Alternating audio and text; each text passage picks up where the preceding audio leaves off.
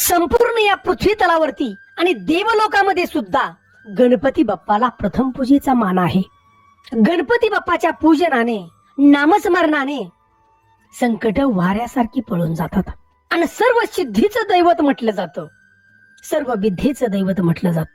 आणि अशा आपल्या गणपती बाप्पाला संकष्टी चतुर्थीचं व्रत आवडतो. तर मित्रांनो, या नवीन वर्षामध्ये आता 6 जानेवारीला वार येतोय, मंगळवार, आणि या दिवशी संकष्टी चतुर्थी म्हणजेच मंगळवारी अंगारकी चतुर्थी आहे. आणि वर्षामध्ये येणाऱ्या सर्व संकष्टी चतुर्थीचं व्रत केल्याचं जे फळ मिळतं ते फळ फक्त एका अंगारकी चतुर्थीचं व्रत केल्याने मिळतं. बघा, एवढं मोठं रहस्य या अंगारकी चतुर्थीचं.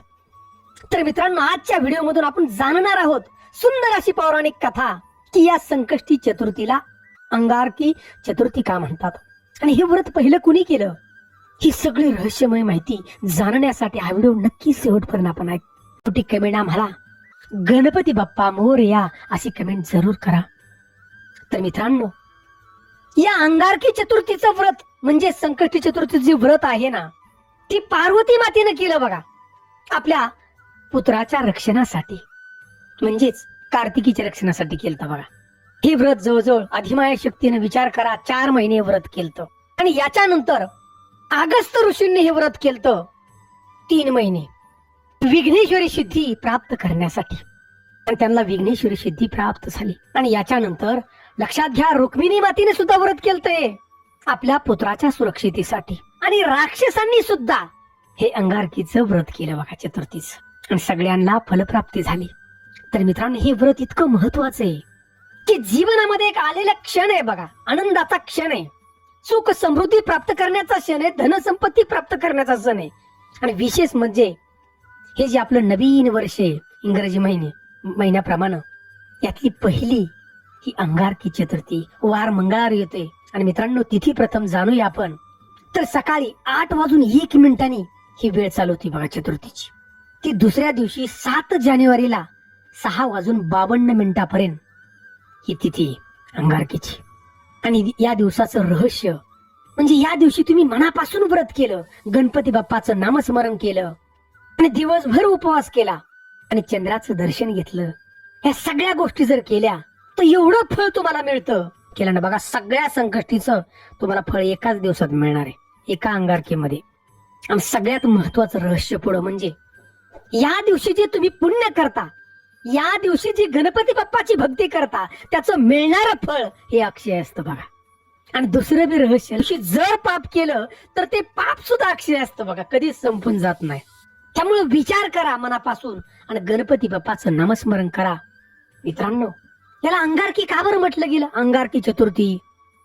आणि सगळ्या संकष्टी चतुर्थीचं जे फळ एकाच अंगारकीला का मिळतं, तर लक्षात घ्या, प्रत्यक्षात गणपती बाप्पानं हे दिलेलं वरदान आहे आपल्या भक्ताला. त्याची सुंदर अशी पौराणिक कथा आहे, अगदी थोडक्या वेळात मी आपल्याला सांगतोय, ध्यान देऊन ऐका. तर मित्रांनो, या पृथ्वी तलावरती ऋषी भारद्वाज राहत होते आणि त्यांची पत्नी देवी पृथ्वी घोर तपश्चर्या केली. आणि या तपश्चर्यानंतर सुंदर असं त्यांना पुत्ररत्न प्राप्त झालं. त्याचं नाव ठेवलं मंगळ. मुलाचा पाय पाळण्यात दिसतात असं म्हटलं जातं, ते खरंच आहे. कारण ह्या मंगळला ज्या वेळेला बोलायला लागला ना, मंगळ हा पहिला शब्द तोंडातून गणपती बाप्पा. मंगळचं वय 7 वर्षाचं झालं आणि आपल्या आई वडिलांची परवानगी घेतली, ऋषी भारद्वाज आणि माता पृथ्वी. आई बाबा, मला गणपती बाप्पाची तपश्चर्या करायची. माता पित्यांनी सांगितलं, कर रे बाळा, विचार करा, 7 वर्षाचं वय अवघं, आणि या मंगळनं घोर अशी तपश्चर्या गणपती बाप्पाची केली. अन्न पाणी काही न घेता बघा उपवास करून तपश्चर्या केली. आणि ही तपश्चर्या अनेक वर्ष केली बघा मंगळनं. आणि या मंगळची निस्वार्थ भक्ती, कठोर तपश्चर्या पाहून गणपती बाप्पा आले हो प्रत्यक्षात मंगळला भेटायला. आणि तो दिवस होता कृष्ण पक्षातली ही चतुर्थी.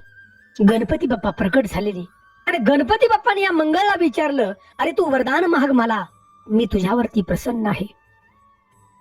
आणि त्यावेळी बघा मंगळनं वरदान असं मागितलं की, हे गणपती बाप्पा, तुम्ही मला असं वरदान द्या की सदैव तुमच्या पायाशी जागा मला पाहिजे.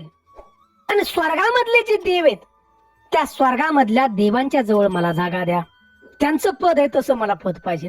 आता गणपती बाप्पानं ऐकलं की वरदान देण्याची ताकद गणपती बाप्पामध्ये आहे, लक्षात घ्या. आणि गणपती बाप्पानं त्या ठिकाणी सांगितलं, हे मंगळ, तुझ्या मनाची सगळी इच्छा पूर्ण होईल. एवढंच नाही तर गणपती बाप्पानं सांगितलं की हे मंगळ, आजपासून कृष्ण पक्षातली जी येणारी चतुर्थी आहे मंगळवारी, ती अंगारकी म्हणून ओळखली जाईल, तुझ्या नावानं ओळखली जाईल.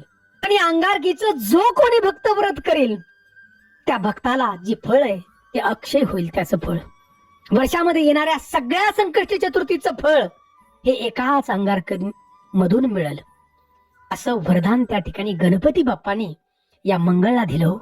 आणि त्या दिवसापासून या संकष्टी चतुर्थीला, म्हणजेच कृष्ण पक्षातील जी चतुर्थी मंगळवारी येणारी, तिला अंगारकी म्हटलं जावं लागलं बघा. म्हणून मित्रांनो, अंगारकीचं व्रत हे अतिशय महत्वाचं आहे बघा. अंगारकीचं व्रत केल्यानं धन धान्य आपल्याला प्राप्त होतं, सुख समृद्धी प्राप्त होते, आणि आपली जी संतान आहे त्या संतानीला संरक्षण मिळतं आपल्या मुलाबाळांना बघा. आणि याच ठिकाणी गणपती बाप्पाने सांगितल्या, तुमच्या सगळ्या मनातली इच्छा पूर्ण होणार. कुठली बी इच्छा, फक्त जे व्रत आहे मनापासून असावं. ते कुठलीही मनामध्ये आपल्या त्या देवतेविषयी की बाबा हे व्रत पुरं होईल का याच्याविषयी शंका नसावे, तरच ते व्रत पुरं होणार. अहो, याचे अनेक दाखले आहेत. या अंगारकी चतुर्थीचं व्रत दमयंतीने केलं होतं नल राजाला प्राप्त करण्यासाठी. सुंदर अशी कथा आपण ऐकली असेल बघा, प्रेम कहाणी दमयंतीची आणि नल राजाची. आणि या संकष्टी चतुर्थीचं म्हणजे अंगारकीचं ह्या व्रत केल्यानं दमयंतीला बघा नल राजा प्राप्त झालेला होता. गणेश पुराणामध्ये सांगितलेले मंगळदेवाची कथा सुंदर अशी सांगितलेली बघा, की मंगळदेवानं या संकष्टी चतुर्थीचं व्रत केलेलं होतं. या व्रताची एवढी ताकद आहे की सूर्यग्रहणाचं जे व्रत तुम्ही करताना, म्हणजे सूर्यग्रहणामध्ये जी आपण तपचर्या करतो, देवाचं नामस्मरण करतो, आणि या व्रतापासून मिळणारं फळ सूर्यग्रहणात, लक्षात घ्या, 10,000 वर्ष ही फळप्राप्ती होते बघा. 10,000 वर्षापर्यंत तुमचे कितीही पुढे जन्म जाऊ द्या ते फळ मिळत राहतं. त्याचप्रमाणे या अंगारकी चतुर्थीचं व्रत केल्यानं हे फळ मिळतं बघा. हे गणेश पुराणामध्ये सांगितलेलं आहे.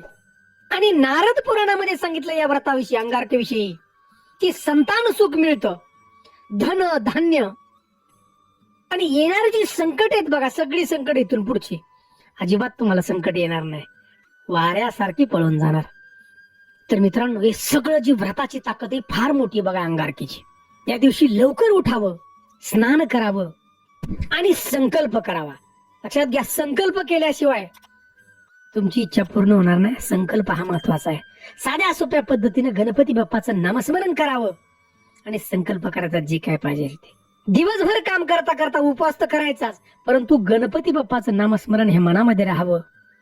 आणि संध्याकाळी 9च्या आसपास चंद्र उगवतो आपल्याला माहिती, नामस्मरण करून गणपती बाप्पाचं दर्शन घ्यावं, नैवेद्य दाखवावा आणि आपला उपवास सोडायचा. साधी सोपी पद्धत आहे, तुमच्या मनातल्या सगळ्या इच्छांची पूर्तता होणार.